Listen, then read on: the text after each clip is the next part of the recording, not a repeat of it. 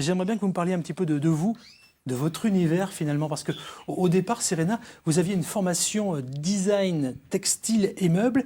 Et mode. Puis et mode aussi, oui. Et puis un déclic en Inde a tout changé. Racontez-moi votre histoire. Eh bien, en fait, voilà, je suis designer textile et mode de formation. Et après mes études, je suis partie en Inde, où j'ai travaillé dans une entreprise en haut de gamme pour le prêt-à-porter féminin.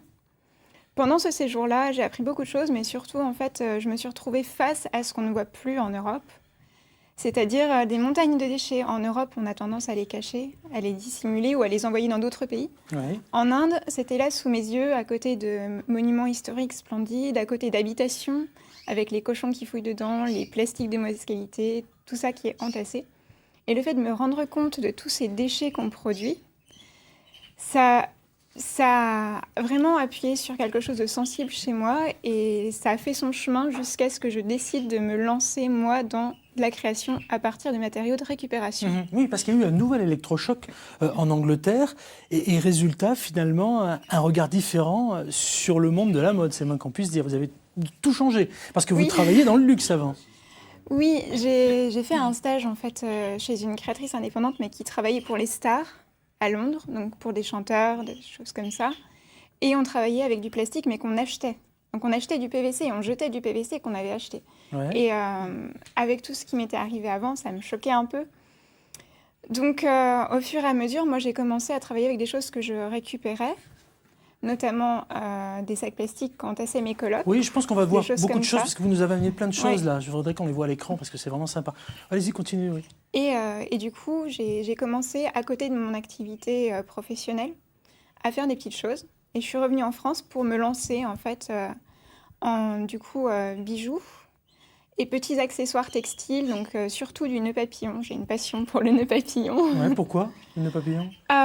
Parce que je trouve qu'en porter, j'en porte, hein, ça a quelque chose de vraiment particulier. On se sent beaucoup plus sûr de soi d'un seul coup. On Et s'affirme. c'est comme un bijou, en fait, aussi. Pour moi, ça reste sur le cadre du bijou. On les la voit, ces cerise nœuds sur le papillons, ils gâteau. sont quand même très particuliers. C'est pas le nœud papillon classique. Hein. Alors, il y en a des plus ou moins classiques, oui. Ils sont fabriqués comment?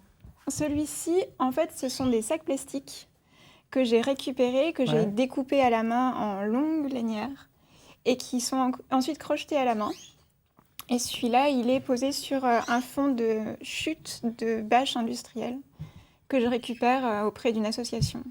Oui, parce que vous, les chutes, les récup, c'est vraiment votre rayon. Vous faites même des emballages éco-responsables. On va découvrir les vôtres, mais juste avant, j'en ai d'autres à vous proposer avec nos experts dans la Maison des Experts, parce que du lundi au vendredi, on propose des petits tutos. D'accord. Vous, au travers d'ateliers, je sais que vous apprenez justement à faire quelques-unes de vos réalisations. Et bien là, on va parler alors je note furoshiki. Ça vous dit? Furoshiki, c'est ça. Ça vous parle? Bien sûr. C'est quoi un furoshiki? Un furoshiki, c'est un emballage cadeau zéro déchet qui est fait à partir de carrés de tissu. Voilà. Avec Jonathan, notre expert environnement, plein feu sur cet emballage zéro déchet. Et puis nous revenons pour parler de votre monde artistique, Serena. À tout de suite. Bonjour, moi c'est Julien. Bonjour, je m'appelle Lucie. Bonjour, je suis Rada. J'aime beaucoup offrir des cadeaux aux amis. Nous allons apprendre aujourd'hui une technique japonaise qui s'appelle le furoshiki avec Jonathan.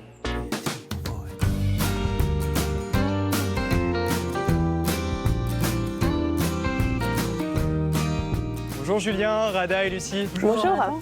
Chaque année en France, c'est plus de 11 millions de tonnes de papier qui finissent à la poubelle. Pour éviter de produire des déchets, quand vous offrez des cadeaux à vos proches, on va voir ensemble une alternative écologique et zéro déchet grâce à la méthode d'emballage japonaise du furoshiki.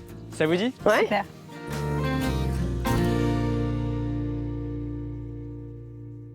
Pour réaliser notre emballage zéro déchet, grâce à la méthode japonaise du furoshiki, on va pouvoir réutiliser des carrés de tissu qu'on trouve au fond de notre armoire. Et on va commencer par emballer un livre d'illustration. Alors vous placez votre livre d'illustration au centre du carré de tissu et vous allez prendre les deux extrémités. Ok. Vous allez faire un premier nœud. Voilà, en fermant bien le nœud. Exactement, merci Julien. Et maintenant on va prendre les deux autres extrémités et faire le même nœud. Oh, c'est beau, hein? Ouais. Une fois qu'on a fait ce deuxième nœud, on va reprendre les deux premières extrémités et faire un nœud par-dessus. Et on va répéter l'opération avec les secondes extrémités qu'on a utilisées. Et voilà, votre livre est prêt à être offert. Wow, c'est magnifique. C'est super.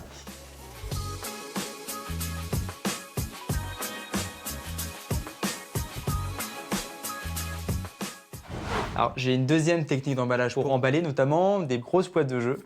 Et pour ça, on va prendre chaque extrémité, chacun, et on va le ramener au centre. Et je vais demander maintenant à Julien de faire un nœud, comme si on faisait ses lacets, pour sécuriser le nœud central. Voilà. Et ce qu'on va faire, c'est qu'on va prendre chacun une pétale et on va la mettre dans le cœur du nœud. Et on a un bel emballage. C'est original.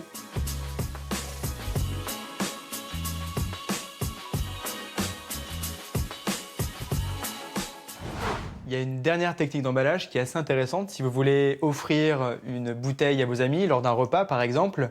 Et cette méthode d'emballage, c'est de commencer par prendre les 2 premières extrémités de votre carré de tissu et de faire un premier nœud. Là on est bien. Et je vais pouvoir sécuriser avec un autre nœud.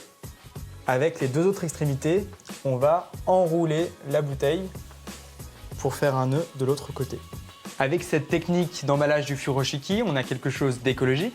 Et en plus de ça, c'est très esthétique quand vous allez offrir des cadeaux à vos amis. Merci beaucoup, c'est super pratique. C'est chouette. Merci Jonathan.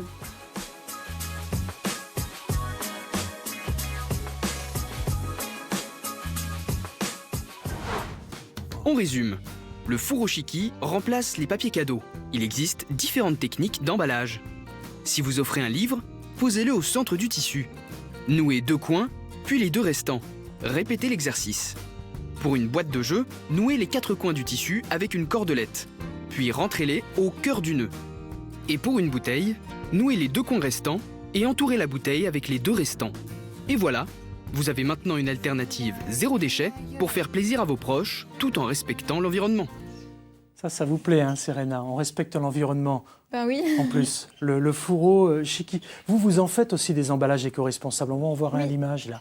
Oui. Donc j'en fabrique, c'est-à-dire que je récupère des tissus auprès de ressourceries, d'associations, je les lave, je les prépare, je fais les bords. Ouais, c'est ce qu'on voit là. Et puis aussi, je vais faire des ateliers, en fait, pendant le marché de Noël des artisans créateurs à Besançon, Square Saint-Amour, pour du coup apprendre à s'en servir, pour justement faire les bouteilles. Il y a double bouteille, double livre, on peut faire des furoshiki lapins aussi. Furoshiki de lapin, c'est quoi ça? Et ben, on fait une tête de lapin avec 2 oreilles. Ah oui, ok. Puis j'ai eu peur pour le lapin au départ. Okay. Non.